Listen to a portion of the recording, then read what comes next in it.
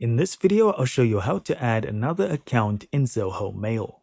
So here we are on the Zoho Mail home screen, and what you want to do is go to the top right hand corner and click on the settings cog. From here, you're going to look for mail accounts on the left.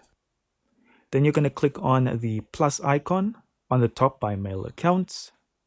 Now you need to choose POP3 or IMAP, and keep in mind that adding these extra accounts or aliases is a premium only feature. But I'll give you an idea of what it's going to look like. So if I go for POP3 over here, then you'll see you have the option to add your different email addresses.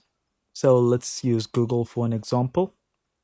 And here you can see I can put in my email address, and then I need to authenticate it. And of course, I'm going to get an error because I'm not a premium user, but for you, it'll go through. And that's all there is to it. Thank you so much for watching.